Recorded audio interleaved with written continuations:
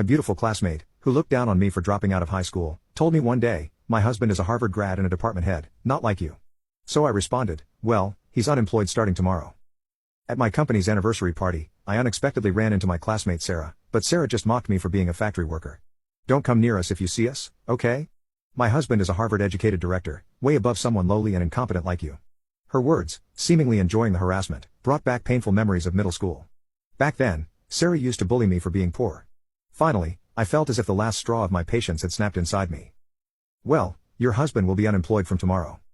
Sarah was shocked by my unexpected words but soon laughed it off as a joke. However, she and her husband would soon understand the true meaning of my words. My name is David Young. I'm turning 42 this year. I met my wife Annie at work, and we got married. It's our 15th wedding anniversary this year, and I've never really had a serious argument with the kind and family-oriented Annie. I'm always grateful to Annie, who always supports me, and we live a peaceful life together. One day, my company decided to hold an anniversary party. It's the 50th anniversary this year, so it was going to be a big event, and I was looking forward to it. On the day of the anniversary, I wore a suit and tie picked out by Annie and got ready to leave. Annie had her hair done beautifully in the morning and was wearing a light-colored dress. "How do I look?" "David, you look incredibly beautiful," I replied. Her elegant beauty was mesmerizing, perhaps partly due to my bias. With Annie by my side, I headed to the venue. The venue we rented was quite large, and as we got closer, we saw more people heading to the same place. It's typical for a big corporation's anniversary party to have so many invitees.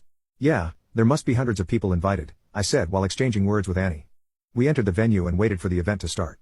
Inside, many people had already gathered, exchanging greetings and introducing themselves.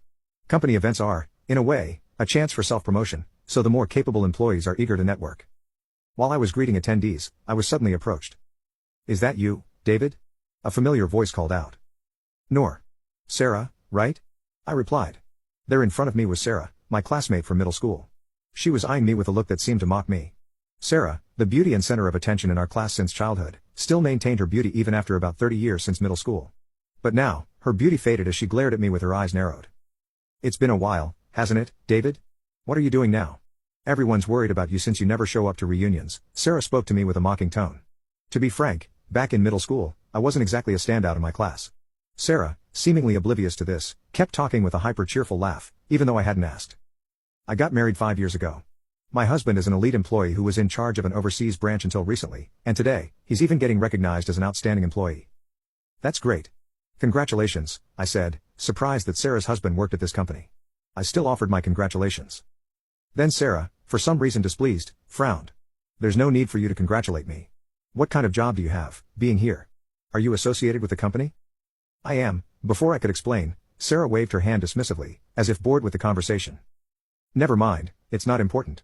You probably work in some subcontractor's factory, being a middle school graduate and all." "I do go to the factory, indeed." I started to speak again, but by that time, Sarah had already turned her back on me. She had lost interest in me. "A factory worker like you shouldn't even be here. Just stay quiet in the corner and don't embarrass yourself." With that, Sarah walked away towards a man who must be her husband, Brandon. While I thought it was petty, I made sure to remember his name.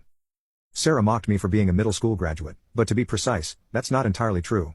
When I was in middle school, my mom got seriously ill, and my dad lost his job due to the recession. From that day, my life changed completely. My dad, once a diligent employee, started drinking and gambling to escape from the harsh reality. Soon we ran out of money and had to sell our house, moving into a small, old one-bedroom apartment. As a middle schooler, I grew taller but couldn't afford new uniforms or sports gear, so I had to make do with hand-me-downs from relatives. This made me a target for ridicule by my classmates. I was called poor and uncool. Sarah, beautiful and bossy, was the ringleader, even instructing the entire class not to talk to me. She was the popular girl in class, and no one dared to go against her, so her bullying continued until we graduated.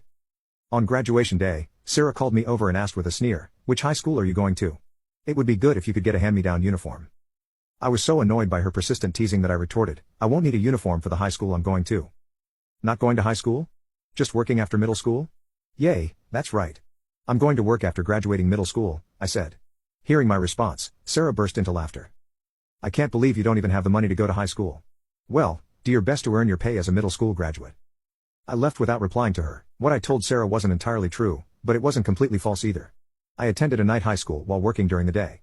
My dad was still drowning in alcohol, and my mom, who was doing piecework, kept going in and out of the hospital, so I had no one to rely on.